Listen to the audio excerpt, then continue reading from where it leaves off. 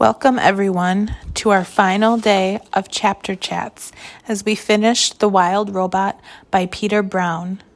You'll recall in our last chapters, the animals and Roz defeated all three Reccos to save Roz's life.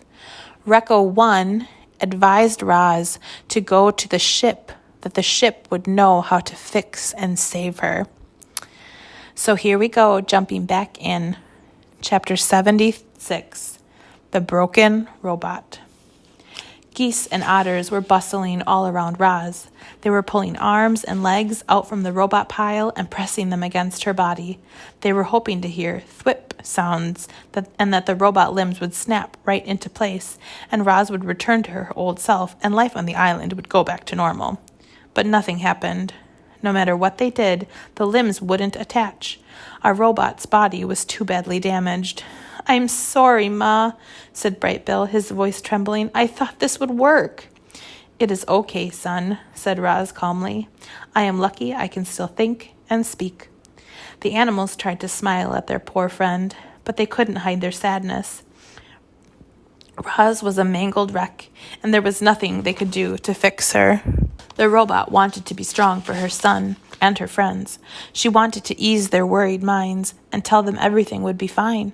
But Roz knew that everything would not be fine. She looked down at her broken body. Then she looked up at the geese and the otters and said, "I will need some help getting home." Chapter 77, The Meeting. Strong, nimble creatures carried Roz up the sea cliffs and across the island. They carefully propped her up inside the nest. They built a fire, and then they left the robot with her son. Roz and Bright Bill sat there, staring at the flames, until the goose finally said, "Do you need anything, Ma?" "I could really use some new arms and legs." The robot chuckled at her own bad joke. "That isn't funny," cried the goose. "My mother is broken, and I don't know what to do about it." "I am sorry for joking."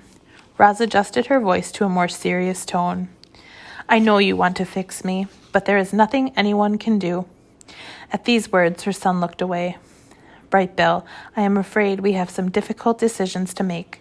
I think you should arrange a meeting of our closest friends. We could use their advice." The goose disappeared out the door, and soon Roz's oldest and wisest friends were on their way. Loudwing was the first to arrive. She limped into the lodge on her injured foot and sat close to her robot friend. Mr. Beaver appeared next, followed by Fink and Swooper. Then Tawny curled up on the floor. Mother Bear was too badly hurt to make the journey, so Nettle came in her place. She sat in the garden with her enormous head jutting in through the doorway. Bright Bill returned with Chit-Chat, who was nursing her burned tail. The last one to crawl in was Crag, the old turtle. Once everyone was there, the meeting began. The group talked all through the night. They discussed the Reccos. They discussed what to do about Roz. They discussed how to keep the island safe. There were stark differences of opinion, and tempers flared, but by daybreak the group had agreed to a plan of action. That morning, the dawn truce didn't take place in the great meadow. Instead, it took place in a small meadow by the foot of the mountain, in front of the airship. Weary animals quietly hobbled into the clearing.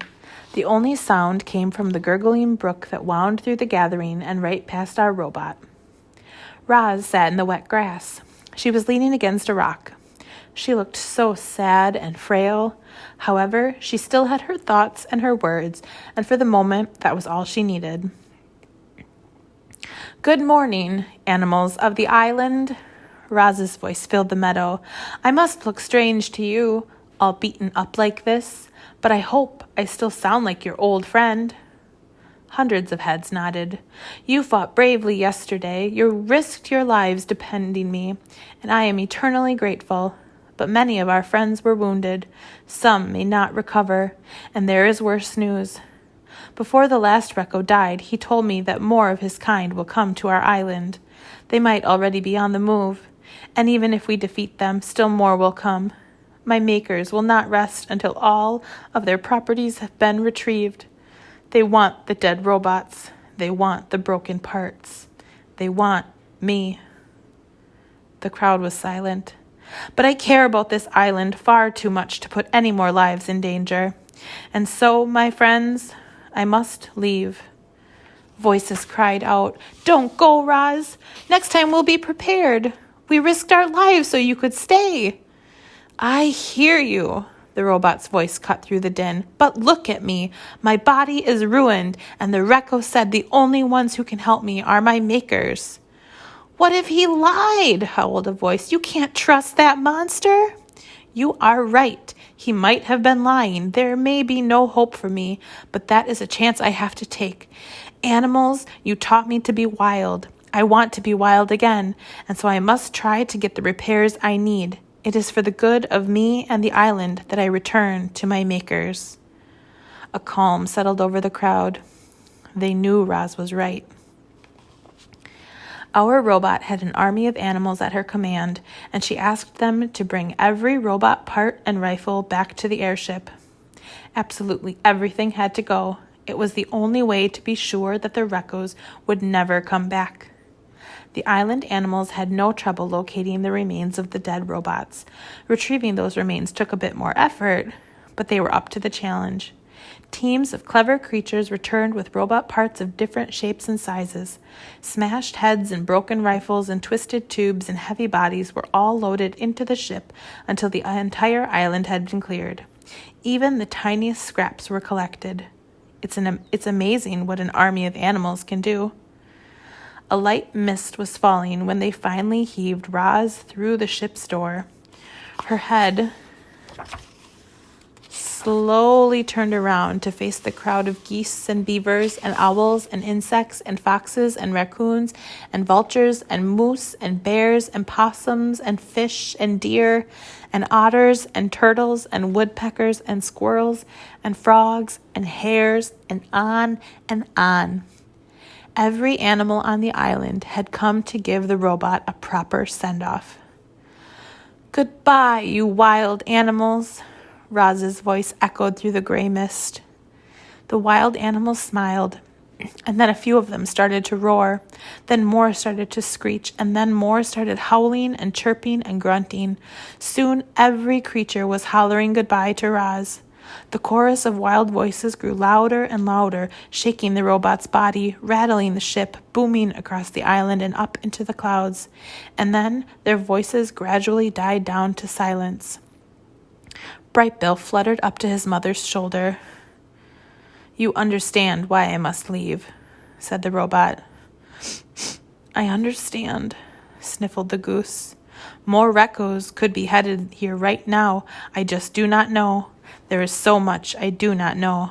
I think it is time I get some answers." "Will I ever see you again?" said Brightbill, wiping his eyes.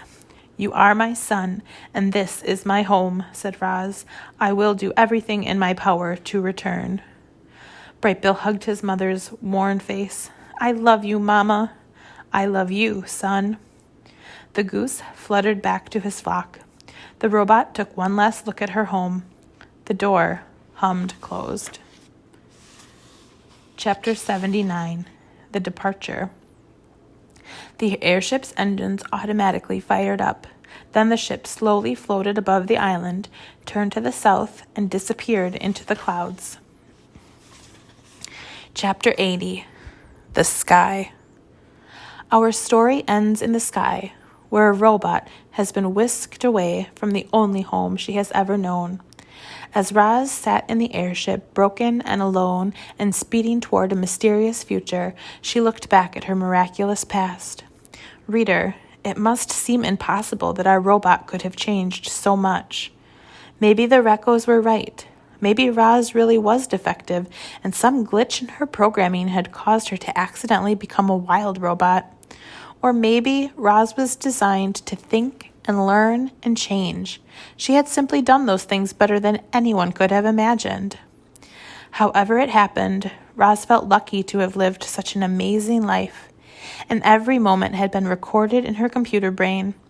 Even her earliest memories were perfectly clear. She could still see the sun shining through the gash in her crate. She could still hear the waves crashing against the shore. She could still smell the salt water and the pine trees. Would she ever see and hear and smell those things again? Would she ever again climb a mountain or build a lodge or play with a goose? Not just a goose, a son. Brightbill had been Roz's son from the moment she picked up his egg. She had saved him from certain death, and then he had saved her. He was the reason Roz had lived so well for so long, and if she wanted to continue living, if she wanted to be wild again, she needed to be with her family and her friends on her island. So as Roz raced through the sky, she began computing a plan. She would get the repairs she needed. She would escape from her new life. She would find her way back home.